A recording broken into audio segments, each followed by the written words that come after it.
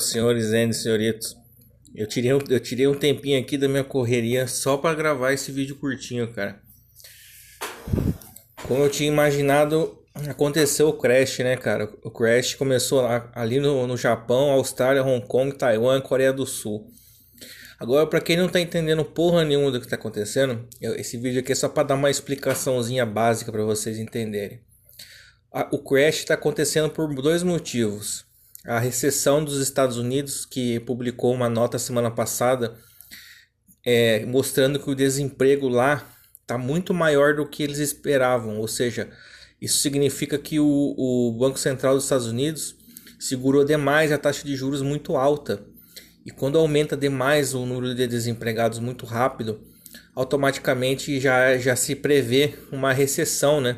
Que é o que é o encolhimento da economia dos Estados Unidos. Automaticamente, os Estados Unidos sendo a moeda de reserva global entrando em recessão, já sabendo todos os outros países que os Estados Unidos está imprimindo dinheiro para caramba e está devendo 33 trilhões de dólares em dívida pública, o que você deduz? Você olha para o cara assim e vê, caralho, aquele maluco já está devendo 33 trilhões. O PIB dele não dá nem para pagar essa dívida. Aí você ainda vê que o cara tá perdendo dinheiro, vai entrar numa recessão. O que automaticamente você pensa? Você pensa assim, cara, esse cara não vai, a dívida dele tá alta, ele vai começar a ganhar menos, ele não vai me pagar.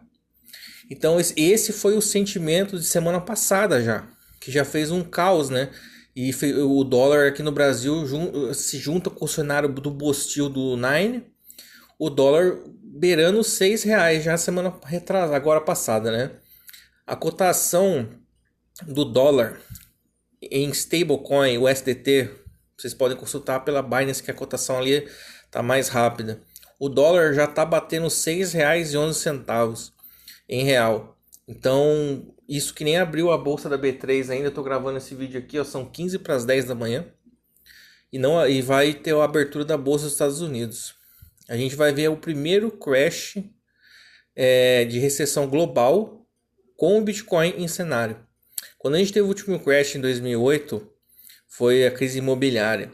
E com a crise imobiliária, não existia Bitcoin ainda em 2008. Ele estava sendo projetado, né? Entre 2008 e 2009 que começou a ser distribuído ali o projeto, né? Do Satoshi Nakamoto. Então a gente vai ver a primeira vez, o primeiro teste de fogo do Bitcoin. Bitcoin está cotado em ETF, Bitcoin está cotado nas exchanges. E o que eu faria no lugar dos senhores que estão aí, que tem isso daí, saquem todos os seus Bitcoins das corretoras. Não deixem nada lá. Quando acontece um crash desse, a tendência é ter uma corrida bancária nos bancos. Automaticamente, todos os outros lugares que têm ativos também vão ter liquidação dos ativos. As pessoas vão querer salvar o dinheiro dela de todos os investimentos. É por isso que o Bitcoin está caindo. É por isso que muita coisa está caindo. Então, vocês entenderam esse contexto de recessão, que eu já falei até no vídeo passado, quando eu falei do Trump ali, do crash da bolsa, né? Que já ia acontecer. Agora, o que foi o gatilho do crash? Senhores, a moeda, existe uma moeda que é a moeda mais forte, mais confiável e é mais barata. O pessoal sabe que para você fazer carry trade, que é o quê? Você fazer trade de câmbio de moedas entre países. Então, muitas pessoas faziam carry trade comprando ienes ou dívidas de tesouro direto do Japão. Por quê? A maioria das pessoas que conhecem um pouco de situação econômica e geopolítica sabe que o Japão estava praticando juros negativos reais. Ou seja, ó, presta atenção. Você consegue comprar um título, você conseguia comprar um título nos últimos 20 anos. 20 fucking anos, o Japão emitindo dívida a juros negativos. O que isso significa? A população do Japão, ela não tem o costume de gastar muito. Então o Japão vive uma estagflação há muito tempo, né? Eles não têm inflação lá, porque o povo japonês eles trabalham muito e guardam muito dinheiro. Então, desde o último crash de bolsa do Japão, ali entre 80 e anos 90, eles nunca vieram a se recuperar. Quando eles vieram a se recuperar agora nesse ano, alguns meses atrás, aconteceu essa notícia da recessão dos Estados Unidos, onde deixou todo mundo de cabelo em pé, porque infelizmente viram que o Banco Central dos Estados Unidos cagou o pau, segurando juros altos muito mais do que devia, né? Ou seja, o Estado tentando controlar a economia e fodendo com tudo. Então, senhores, entendendo que o iene é uma moeda que está tendo juros negativo real junto dos seus títulos, como que os americanos principalmente estavam fazendo um trade usando ienes? Imaginem o seguinte, eu compro $500 de um tesouro japonês que vai render menos 0,2% ao mês. Mas o que isso significa? Isso significa que você vai comprar o título do Japão e esse título vai diminuir o seu dinheiro. Mas você pensa assim, para que serve um título de juros negativo, Yanni? Isso significa que o dinheiro está muito barato. Esse dinheiro, esse iene, é como se fosse uma batata quente na tua mão. Então, para que o pessoal estava usando muito o iene negativo? Eles compraram, muita gente comprou iene e o título do Japão e fez o trade carregando para o câmbio dos Estados Unidos. Então, senhores, existe muita alavancagem feita com iene convertendo em dólar usando os títulos. Então imagine, como eu disse para os senhores, se um título do Japão valia $500 com os juros a menos 0,2%, ele tinha esse valor de $500, certo? A partir dos últimos dias, o Japão decidiu mudar a taxa de juros deles para uma taxa de juros positiva. O que isso significa? Quem tinha o título a $500, que seria desvalorizado menos 0,2% com aquele título, somente o que poderia acontecer somente era o quê? Era aquele título indo perdendo valor. Então eles vendiam esse título ou alugavam, deixavam como colateral para se alavancar nas corretoras de ações dos Estados Unidos, e bancos também faziam esse carry trade. A partir do momento que o Japão sobe os juros para juros positivo, aquele título que valia $500, ele não vai valer mais $500. Por quê? Existe uma coisa chamada marcação a mercado. Um título de tesouro, ele pode ser vendido antes do vencimento do prazo. E como é que você vai saber o preço desse título no meio do caminho? Ele vale $500, mas se ele é um título que vale 5 anos, ele vai valer $500 lá no final dos 5 anos. Se no meio desses 5 anos você decidir vender, o preço que ele vai estar valendo no mercado vai depender da taxa de juros que o país está mantendo o dono daquele título. Então, por exemplo, eu vou dar um exemplo bem chulo aqui para vocês entenderem o que aconteceu. Se eu tinha um título de $500 que rendia menos 0,2, ou seja, eu só estava perdendo dinheiro com esse título, certo? Quando o título é mudado a taxa de juros, ele sofre a marcação a mercado, ou seja, aquele título não está mais valendo R$500. Ele pode variar de preço, entendeu? Então, aquele título estava sendo usado para alavancagem valendo $500. A partir do momento que aquele título ele começa de menos 0,2, ele começa a valer 2% positivo, o que acontece? Automaticamente de um juros negativo positivo, aquele título lá ele perde o valor quase que totalmente, porque inverteu a taxa de juros de sinal. Isso é uma anomalia, né? Um juros negativo real é uma anomalia que só acontecia muito mais no Japão, já existiu na Europa. O que acontece, senhores? Quando isso acontece, as pessoas que estavam alavancadas nos títulos negativos do Japão tem uma coisa chamada de margem, que é o quê? Quando você coloca um produto como colateral para você se alavancar 10 vezes, 20 vezes no mercado, por exemplo, eu coloquei como colateral $1.000 em títulos japoneses em juros negativos e me alavanquei 10 vezes comprando ações da Nvidia no mercado ou com qualquer outras ações.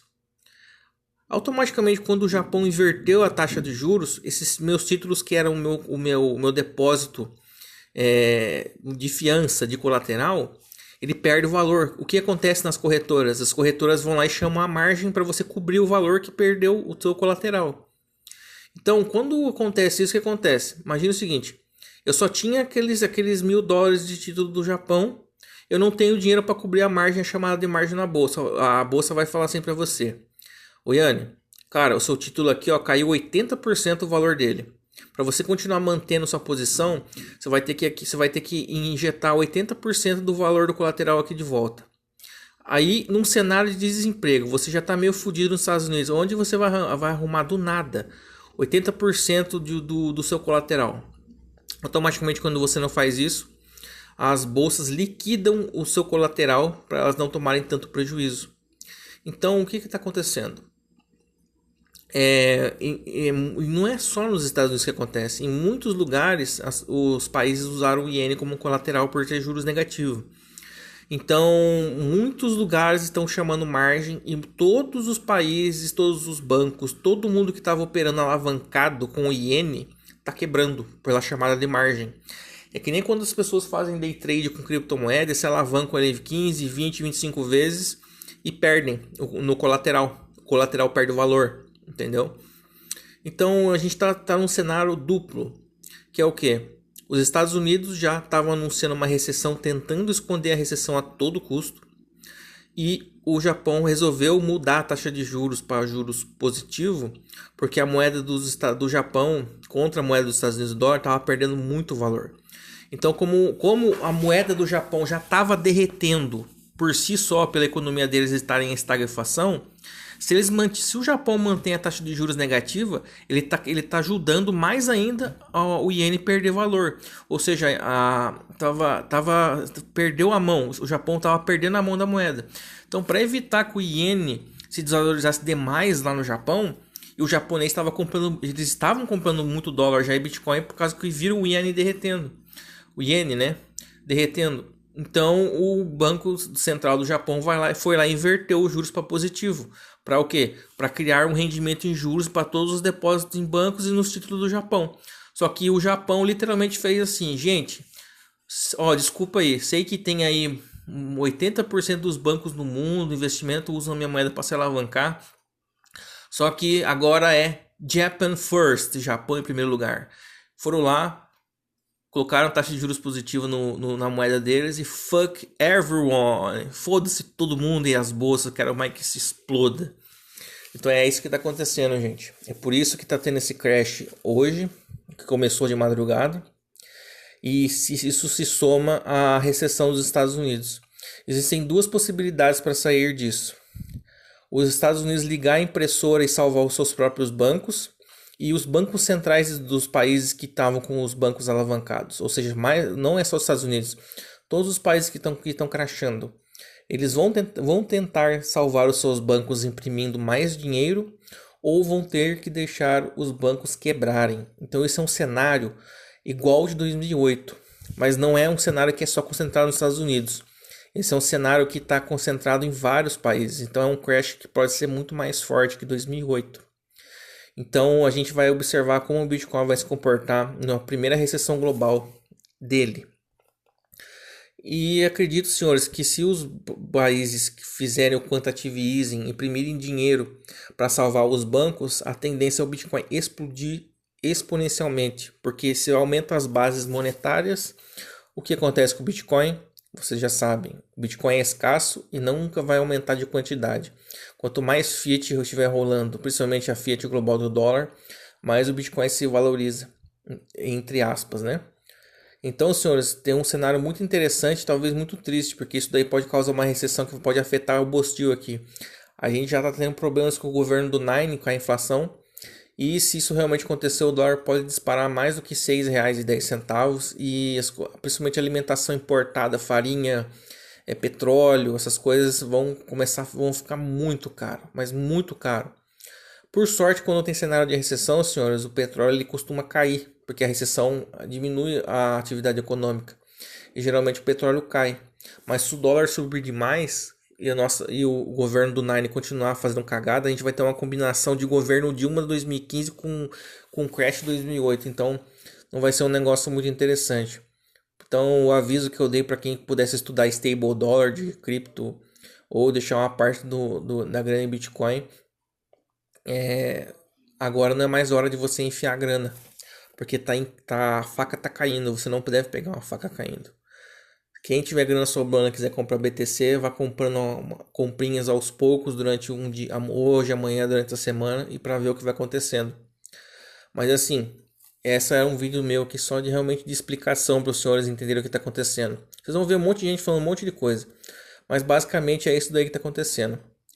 E agora é isso aí, senhores. Segura, upa upa cavalinho e opt out. Bom, senhores, aqui foi Yannick Gaia e desejo para os senhores uma ótima vida.